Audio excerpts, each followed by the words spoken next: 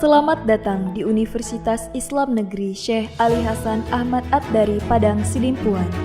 Inilah kampusnya para penuntut ilmu yang berlandaskan keislaman, keindonesiaan, dan kearifan lokal.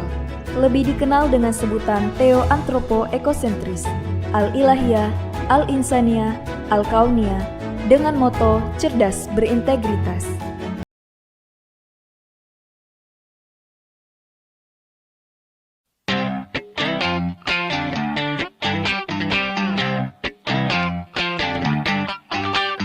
Seru belajar kebiasaan baru agar selamat selalu, ini panduan untukmu. Mau berangkat cek suhu tubuh dulu, pakai masker selalu, yo oh oh ayo ayo. Assalamualaikum warahmatullahi wabarakatuh. Perkenalkan, nama saya Hafiz Afandi, mahasiswa pendidikan profesi guru batch 2 tahun 2024 LPTK Universitas Islam Negeri Syekh Ali Hasan Ahmad Ad-Dari.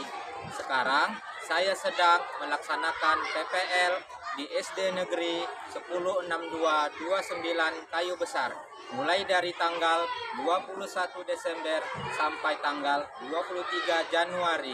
Winsyada cerdas dan berintegritas. Assalamualaikum warahmatullahi wabarakatuh.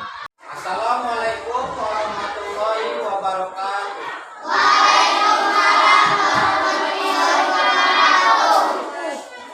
Apa kabar anak-anak Bapak?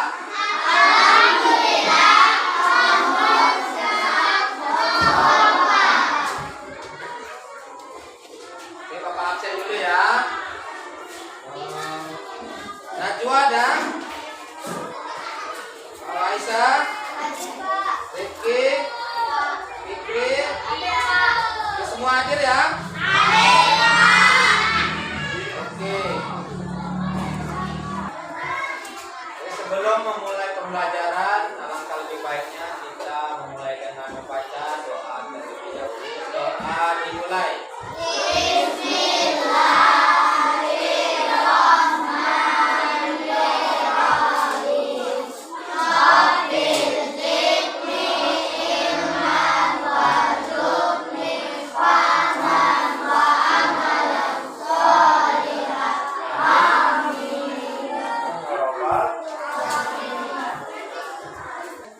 Selanjutnya anak-anak, kita akan menyanyikan lagu nasional Indonesia, namanya Garuda Pancasila. 1, 2, 3 ya. Garuda Pancasila, akulah pendukungmu, patriot proklamasi, setia berkorban untukmu. Pancasila dasar negara, merdeka adil makmur sentosa, pribadi bangsaku. Ayo maju, maju, ayo maju, maju, ayo maju, maju. Oke, sebelum mulai pembelajaran, Bapak mau cek kesiapan anak-anak Bapak sekalian. Coba baju dan pakaiannya dirapikan dulu nak. Dirapikan. Nah, dirapikan ya. Sudah. Sudah. Tepuk semangat.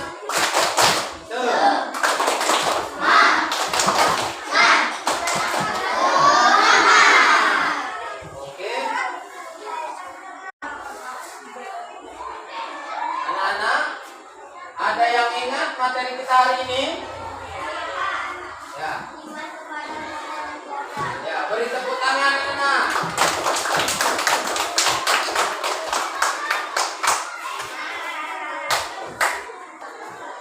Jadi anak-anak, Bapak mau bertanya dulu kepada kalian, kira-kira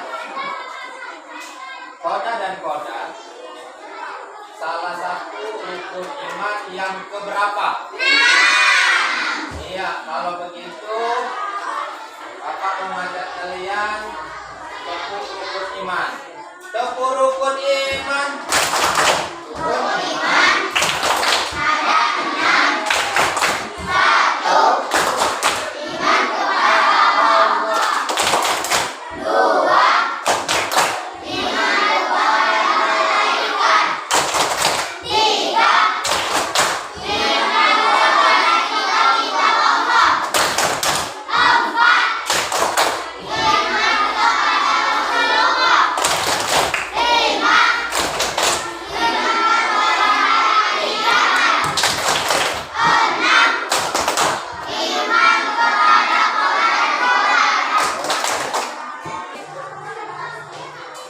Jadi anak-anak, tujuan pembelajaran kita hari ini adalah siswa dapat memahami pentingnya koda dan koda sebagai salah satu rukun iman yang wajib diimani oleh setiap muslim. Peserta didik dapat menjelaskan makna koda dan koda dengan benar. Peserta didik dapat menunjukkan perilaku ikhlas sebagai bukti mengimplementasikan koda dan koda dengan benar. Oke, Bapak akan memberikan pertanyaan pemantik kepada kalian. Di antara 3 gambar ini ada contoh takbir mubram dan takbir mu'allaq. Pertanyaannya, di antara 3 gambar ini mana gambar yang menunjukkan takbir mubram? Ya, yang mana Fitri? Betul anak-anak? Betul, Pak. Berikan dia tepuk tangan. Kemudian, mana di sini gambar yang menunjukkan takbir mu'allaq? Yang mana? Oke, betul anak-anak? Betul, Pak. Beri Aisyah tepuk tangan. Kemudian, mana lagi gambar yang menunjukkan takbir mubram? Ya, Najwa, yang mana Najwa? Ini Najwa? Betul anak-anak? Betul, Pak. Berikan Najwa tepuk tangan.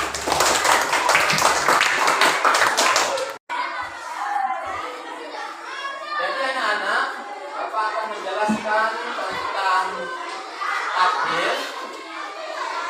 Di sini ada macam-macam takbir. Jadi takbir itu terbagi menjadi 2 macam.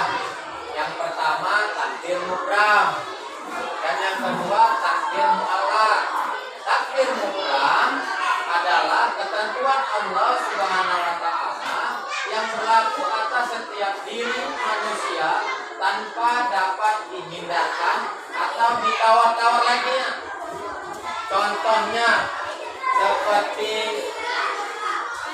kiamat pasti bakalan terjadi. Jadi siang dan malam, kematian, kelahiran, baik dia laki-laki maupun perempuan, itu sudah ditetapkan oleh Allah Subhanahu wa taala. Kemudian ada takbir mu'allaq. Takbir mu'allaq adalah ketentuan Allah Subhanahu wa taala yang mungkin masih dapat diubah oleh manusia melalui usaha atau ikhtiar jika Allah Subhanahu wa taala mengizinkannya. Contohnya seperti kepandaian, kemudian kesehatan. Jadi kalau kita ingin sukses, ingin mendapatkan juara, maka kita harus rajin-rajin belajar. Kemudian jika kita ingin diberi kesehatan oleh Allah Subhanahu wa taala, maka kita harus menjaga kesehatan dan jangan lupa berdoa. Lagi nyanyi kan? Bukan, baca berita. Oh, iya lah, lagi nyanyi. Pakai ditanya. Oh ya, ngapain abang di sini? Lagi pesen martabak. Serius? Bukannya di sini hanya jualan kopi ya? Nah, lo tahu kenapa masih nanya ngapain di sini? Kalian seru banget sih. Maksudnya kenapa seharian ngopi mulu? Gak ada kegiatan lain apa?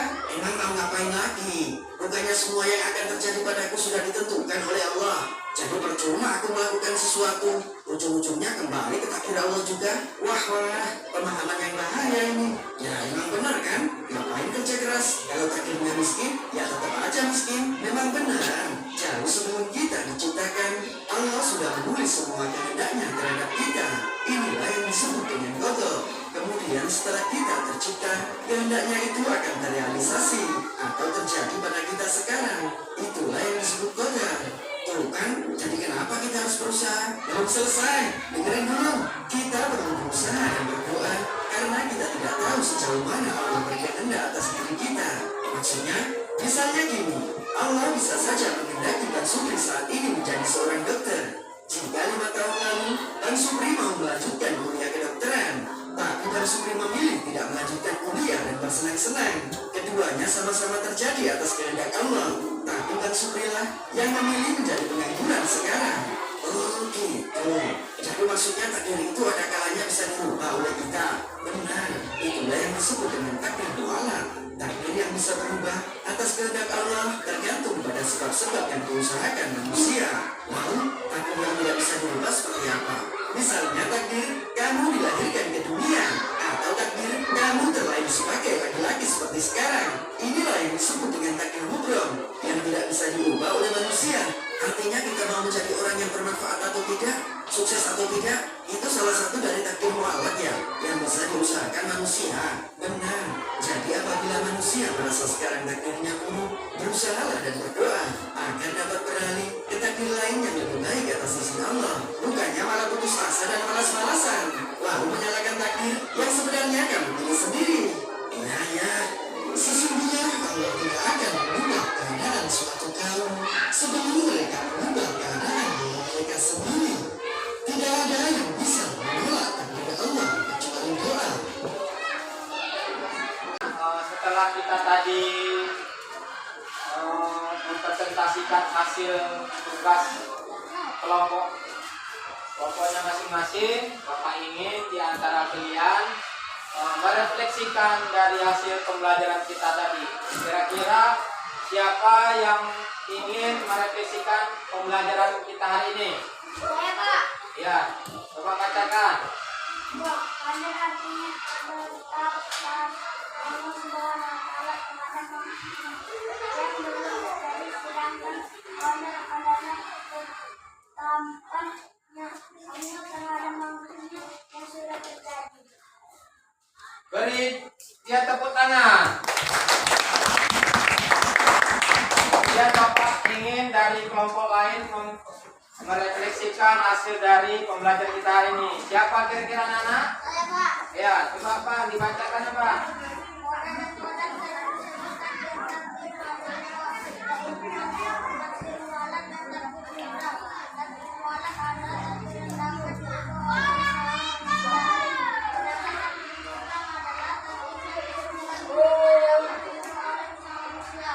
Beri dia tepuk tangan. Oke, Nana, Bapak akan merefleksikan dari pembelajaran kita hari ini, yaitu bahwasanya qada dan qadar adalah rukun iman yang keenam. Qada dan qadar juga menjadi bukti akan kekuasaan dan kebesaran Allah Subhanahu wa Ta'ala. Sebab segala sesuatu yang terjadi di muka bumi sudah ditetapkan olehnya. Maka dari itu, sebagai seorang muslim, kita wajib memahami dan mengimaninya. Kemudian, qada dan qadar terbagi dalam dua jenis, yakni takdir mubram dan takdir mu'allaq. Contoh-contoh qada dan qadar meliputi kelahiran dan kematian, kesehatan dan penyakit, rezeki dan keberuntungan, serta kejadian alam dan bencana. Oke, Nana, di sini Bapak akan memberikan kalian tugas, yaitu asesmen formatif yang akan kalian kerjakan sekarang juga. Ayo, kerjakan sekarang.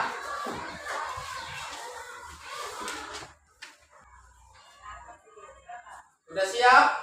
Ayo kumpul.